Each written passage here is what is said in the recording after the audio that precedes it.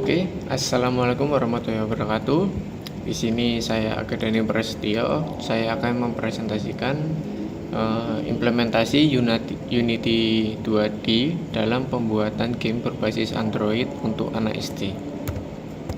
Nah, kenapa saya membuat judul ini? Karena pada saat ini kita memasuki era globalisasi baru yang lebih cepat dari yang diperkirakan. Tidak hanya berdampak pada aspek mikroekonomi dan politik, tapi juga merambah pada aspek budaya. Nah, maka kini seiring dengan perkembangan teknologi komunikasi yang semakin canggih ini, muncullah istilah new media, media baru.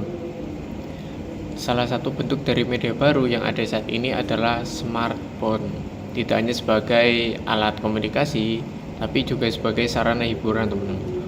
Jadi smartphone juga bisa menjadi media hiburan sekaligus penyaluran hobi seperti fotografer, videografer, ilustrator, atau bermain game. Nah, di era modern saat ini, game tidak hanya sebagai wahana permainan dan hiburan saja, tapi juga bisa digunakan salah satu media untuk belajar.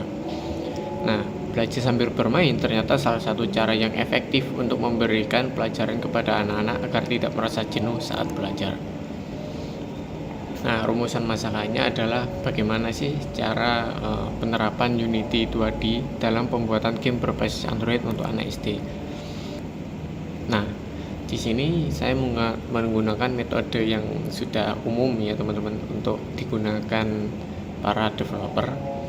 Yang pertama ada analisis, ada proses mendefinisikan masalah yang akan dijadikan sebuah penelitian dengan melakukan berbagai uji coba seperti identifikasi masalah dan lain-lain. Nah, setelah itu desain. Ini proses pembuatan blueprintnya yang didapatkan setelah melakukan tahapan analisis. Nanti desain rancangan programnya seperti apa.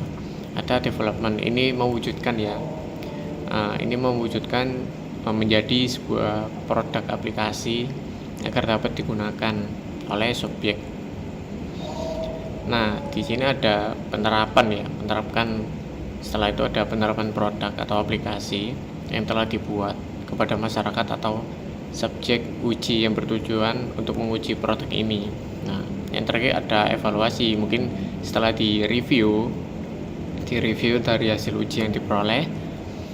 Nah, kemudian akan diolah menjadi produk yang layak digunakan gitu. Jadi perlu evaluasi seperti itu.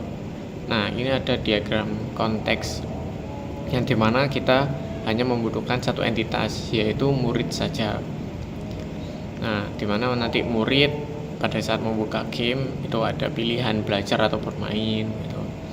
Lalu dari gamenya nanti akan menampilkan seperti yang dipilih oleh murid tersebut. Ketika bermain nanti akan menjawab persoalan game-game bermain. Nah, lalu akan menampilkan skor. Nah, ini ada flowchart dari sebuah aplikasinya yang dimana ini ada dua ya. Nah, ini masih satu kesatuan yang dimana pada saat tombol mulai aplikasi di sana disediakan tombol belajar ya.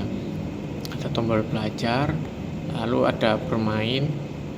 Di sana juga ada pengaturan seperti suara ya, setting suara sama exit keluar.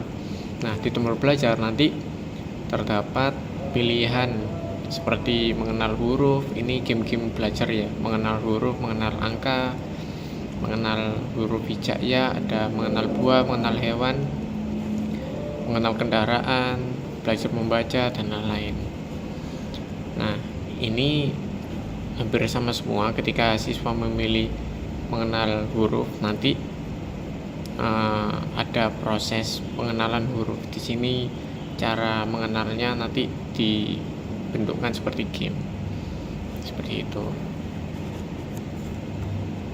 Nah, ini ada tombol bermain. Ketika user memilih tombol bermain, nanti ada pilihan seperti kick it, ada tombol puzzle, ada memori, menghubungkan angka.